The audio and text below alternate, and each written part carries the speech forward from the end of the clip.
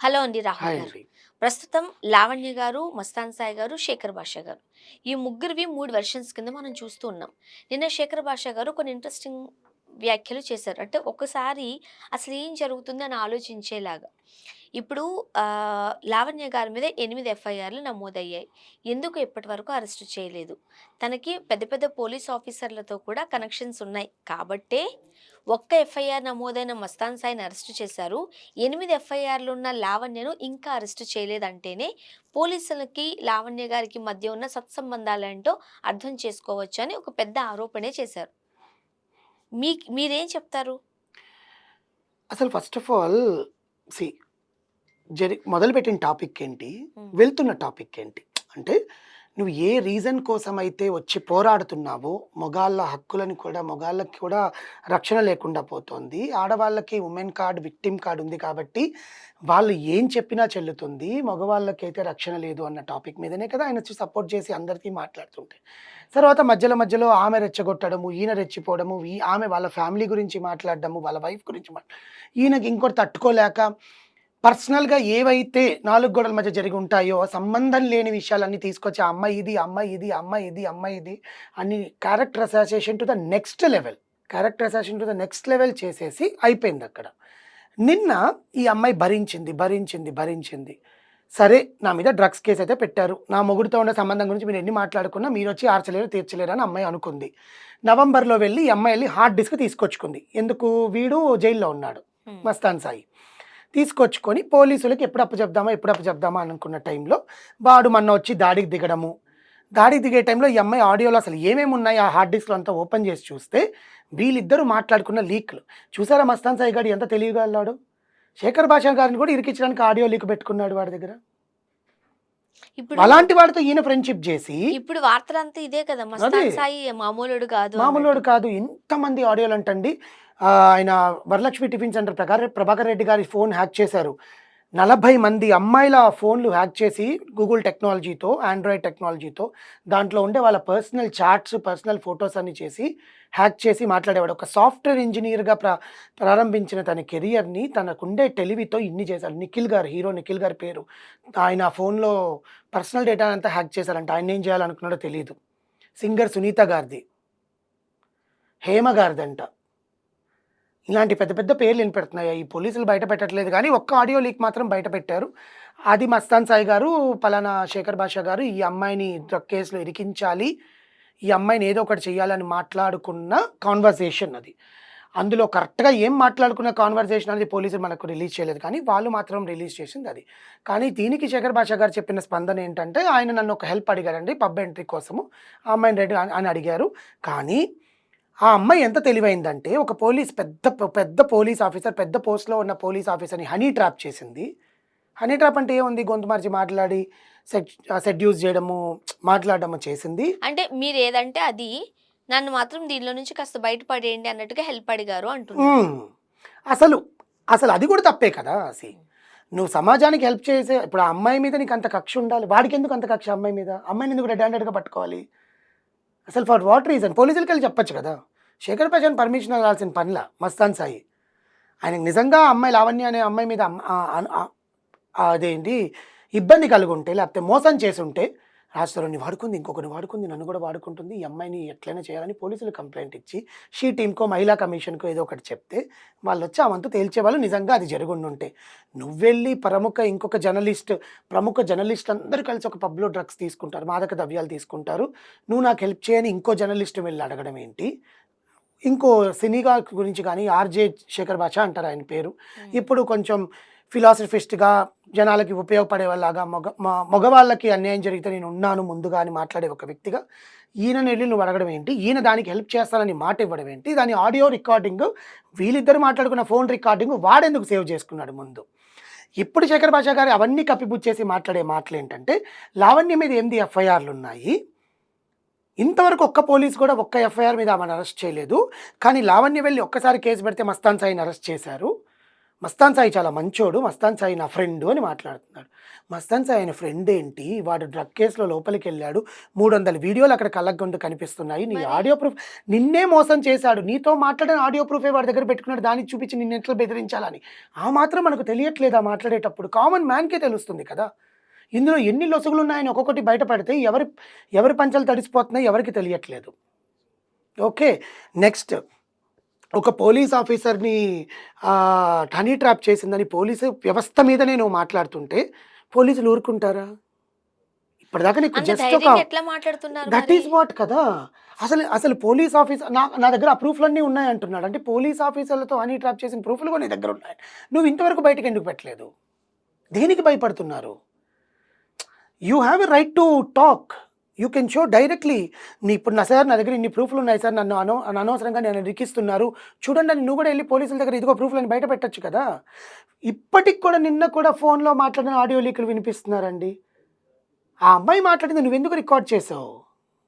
అది నీతో పర్సనల్‌గా మాట్లాడుకున్నారో, వేరే విధంగా మాట్లాడుకున్నారో, ఆ అమ్మాయి నీ మీద నమ్మకంతో మాట్లాడిందో, నీ మీద లస్ట్‌తో మాట్లాడిందో, లవ్‌తో మాట్లాడిందో, అవసరం కోసం మాట్లాడిందో, మాట్లాడింది కరెక్టే.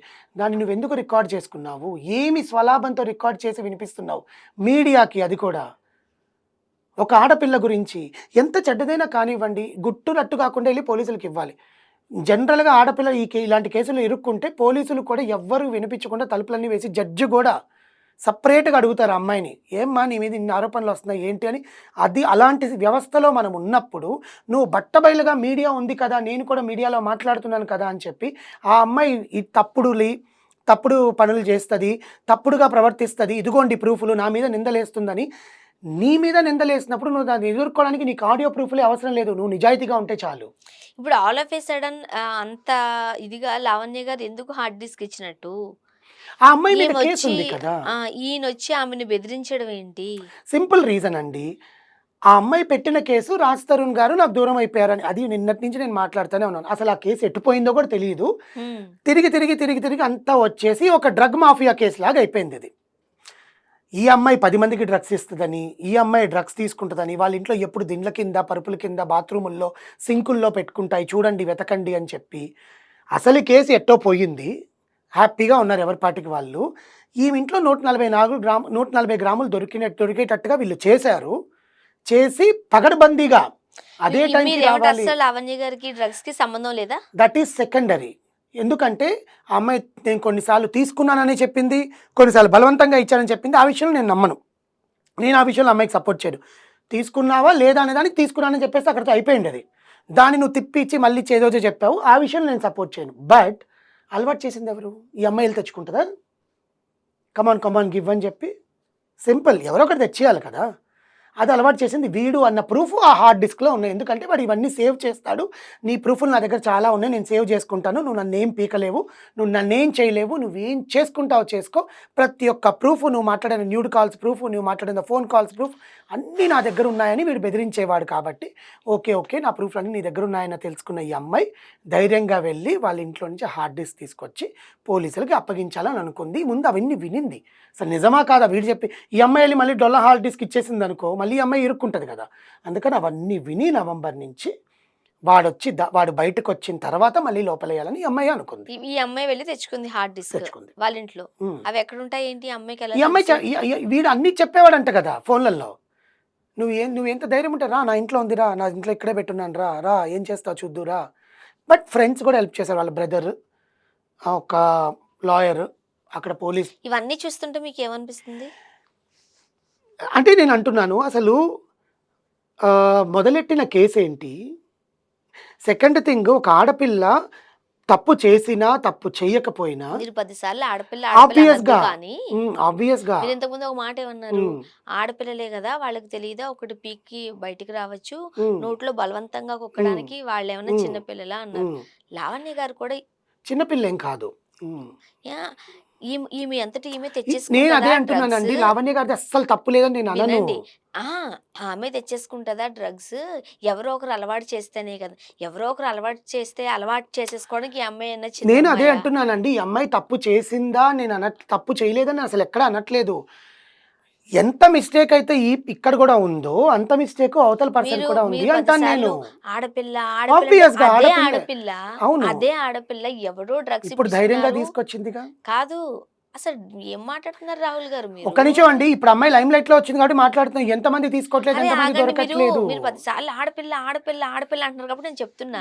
చెప్పండి. అదే ఆడపిల్ల ఉమ్, నువ్వు ఒకరితో మాట్లాడుతున్నప్పుడు నీకు అర్థమైపోతది వాళ్ళేంటి అనేది. ఉమ్. వెంటనే ఆగిపోవాలి. నేను కూడా అదే చెప్పాను కదా ఇందాక. నీకు నీ రాజధరుడు అంటే స్వలాభం కోసము నీ రాజధరుడు గారంటే ఇష్టం ఉంది, ప్రేమించింది. దానికోసం ఫైట్ చేసిందంటే అదొక అర్థం.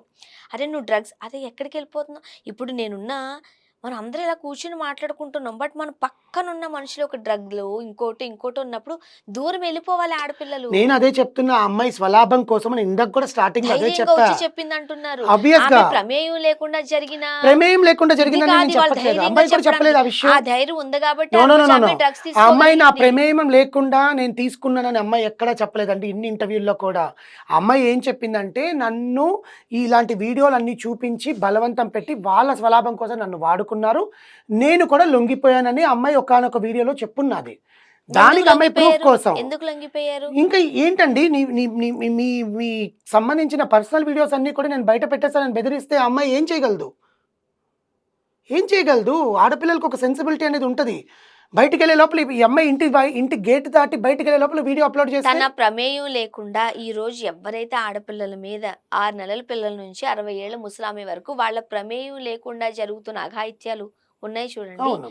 వాళ్ళు నిజంగానే బాధితులు పాపం. అవును. వాళ్ళ ప్రమేయం లేదు ఈ పాపం. అమ్మాయి ఇప్పుడు ఏదో పని మీద బయటికెళ్తారు. ఎవడో ఏదో చేస్తాడు. అవును. ఇబ్బందికరమైన హ్మ్. పరిస్థితులు. హ్మ్. వీళ్ళు కావాలని చేసుకున్న పనులివి.